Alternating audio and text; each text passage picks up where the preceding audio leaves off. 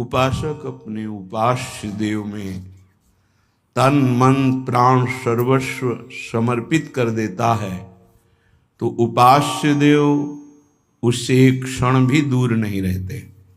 यही उपासना का अर्थ है। सदैव अपने इष्ट के समीप रहना उपासना, समीप रहना भाव से, तन से। हमारा तन उनकी सेवा में, मन उनके भाव में, वाणी उनके नाम गुण कीर्तन गायन में, श्रवणेन्द्रिय उनके श्रवण गुणों का करना, नाम कीर्तन का करना, नाम जप का श्रवण करना, साक्षात भगवत स्वरूप हो जाता है। जो है वही प्रकाशित हो जाता है। ये भटकना इसी जन्म में सुधर सकता है, पशु पक्षी आदि योनियों में नहीं।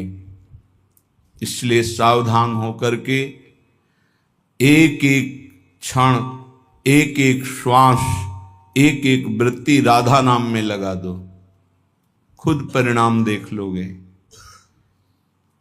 श्री कृष्णचंद्र को कोई अपनी तपस्या के द्वारा यज्ञ दान वेदाध्ययन तीर्थ स्नान आदि के द्वारा कभी वशीभूत नहीं कर सकता। और निश्चित किया हुआ मूल्य राधा नाम है। जो राधा राधा राधा वो प्रभु को अधीन कर लेता है। कुछ माफी मांगने की जरूरत ही नहीं पड़ती प्रभु से। अनुल्लिख्यानंता नपि तदपराधान मधुपतिर महाप्रेमाविष्टस्तौ परम देयम विंशति तवैकम श्री राधे गृणत ई नामामृत रसम महिम्नः कह सीमाम स्पृशति तो दास्यैक मनसाम। जो राधा राधा राधा ऐसा उच्चारण करते हैं, प्रभु उनके अनंत अपराधों का लेखा जोखा ही नहीं करते। श्री जी के नाम की ऐसी महिमा है। फिर जो श्री जी के चरण दास्ता में अपने जीवन को लगा दिए, उनको क्या मिलता होगा।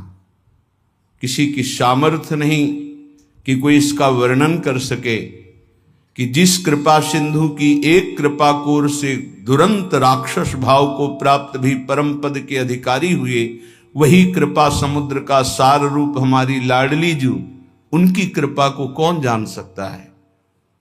जैसे प्रभु श्री कृष्णचंद्र जी को रिझाने के लिए एकमात्र उपाय है अनन्यता, ऐसे प्रियाजू को रिझाने के लिए एकमात्र उपाय है दैन्यता।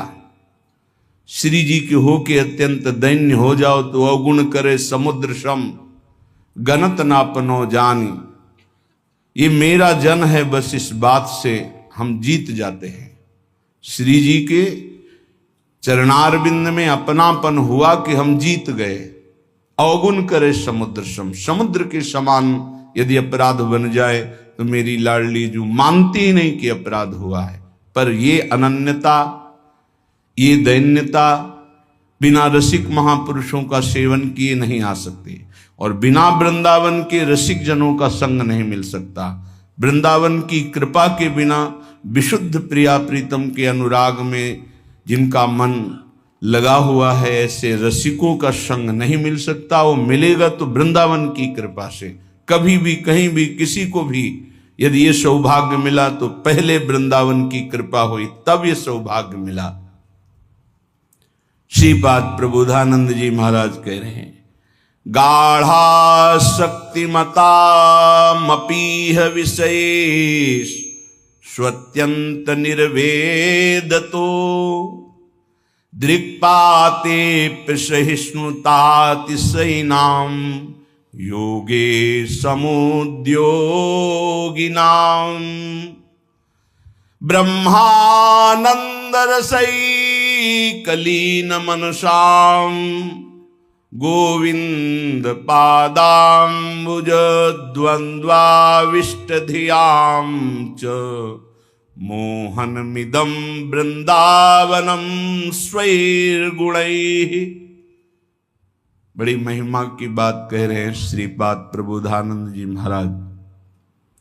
स्वैर्गुणैः मोहनोपि, अपने प्रभाव से तुम्हारे मन और चित्त को मोहित करके प्रियालाल के चरणों में समर्पित कर देगा। ये वृंदावन का प्रभाव है।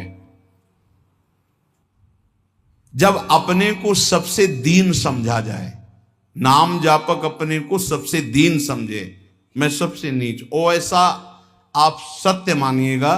जो नाम जापक है वो कोई बनावटी नहीं कि वो बनावटी बोलते मैं अधम हूं, मैं दीन हूं, मैं नीच हूं, ऐसी बात नहीं। अनुभव होता है प्रभु की कृपा कहां और कहां मैं नीच, ऐसा दोनों का तारतम्य अनुभव होता है। अहंकार के कारण आपको अनुभव में नहीं आ सकता, लेकिन जब अहंकार रहित होगे तो दिखाई देगा कहां प्रभु की अपार कृपा और कहां अपनी अधमता, दोनों का। देखो स्वामी जी महाराज श्री ललिता जी के अवतार हैं, श्री स्वामी हरिदास जी, और अपने सिद्धांत पद में कह रहे हैं मोसो ना बिगारन को और तोसो ना संवारन को, तो ही मोई पड़ी होड़। अब विचार करो, हरिवंश महाप्रभु हित सजनी के अवतार हैं, वो कह रहे हैं क्वाहम तुच्छा परम मधमा प्रण हो गर्ह कर्मा। कहा मैं तुच्छ अधम अपराध करने वाला हूं, कहा ये नाम, ये राधा नाम तो सिर्फ वृंदावन की महिमा जो मेरे हृदय में स्फुरित हो रहा है। क्या है ये? कोई साधक है, कोई संत है? ये तो साक्षात भगवान आचार्य रूप में अवतरित होते हैं। तो जब जब होए धर्म के हान, सेवक जी महाराज हरिवंश महाप्रभु के लिए लिखते हैं, जब जब होए धर्म के हान तब तब तनु धरि प्रगटत आन, जान और दूजो नहीं। तो उपासक को चाहिए, जो नाम जापक उसका नाम तभी प्रकाशित होगा जब उसमें दैन्यता आए कि मैं तो वास्तविक मैं बहुत अधम हूं, लेकिन हम पर प्रभु की बहुत कृपा है। ये दोनों साथ होने चाहिए, केवल अधम ही कह के नहीं रुकना है। देखो हनुमान जी महाराज परम ज्ञानी महाभागवत, असमय अधम सखा सुनु, रुक नहीं गए, पर मोहू पर रघुबीर, देखो मेरे ऊपर कितनी कृपा, यद्यपि मैं अधम हूं, ये बात ध्यान देनी।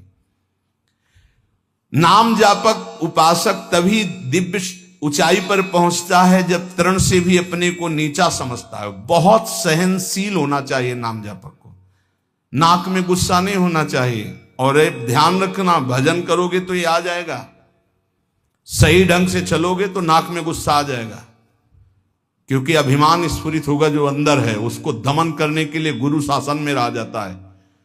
त्रिभुवन में कोई दूसरा नहीं है जो भजन का अभिमान नष्ट कर सके, केवल गुरु नष्ट करते हैं। एकमात्र अहंकार पर अगर हथौड़ा कोई मार सकता है ज्ञान का, तो केवल गुरुदेव है, दूसरा तो ऐसे ही बोलेगा, लेकिन वो सीधा प्रहार उसी अहंकार पर। बहुत सहनशील उपासक को गुरुदेव की कृपा बना देती है।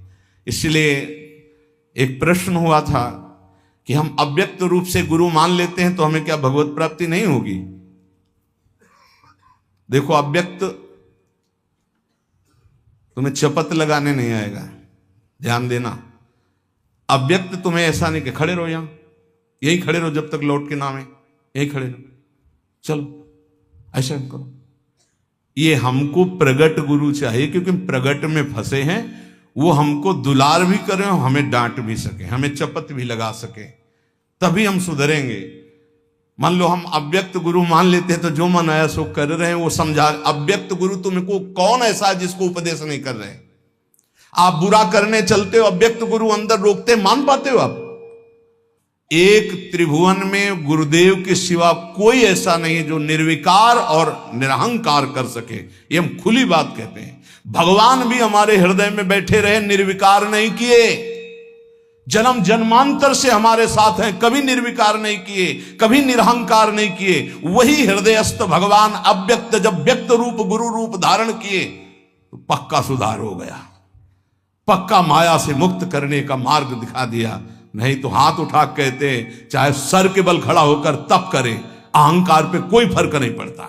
10-10 हजार वर्ष तक खड़े रहे, जटाओं में घोंसले बन गए, चिड़िया बैठी, तुम कितने साल जियोगे? सारा अहंकार मिट्टी में, सब ज्ञान है तो क्या हुआ? केवल जल पी के रहे तो क्या हुआ? कितने ऐसे पशु पक्षी जल आहार करते हैं, उनको भगवत प्राप्ति हो गई। हर अहंकार की धज्जियां गुरुदेव उड़ाते हैं, और जब गुरुदेव का ऊपर वरद हस्त नहीं रहता तो सिद्धता का नाटक शुरू हो जाता है, नाटक शुरू हो जाता है। इसीलिए अत्यंत दैन्य भाव वास्तविक जब आएगा तो गुरुदेव के चरणों में आएगा। पक्का समझो, हम आपको हृदय की बात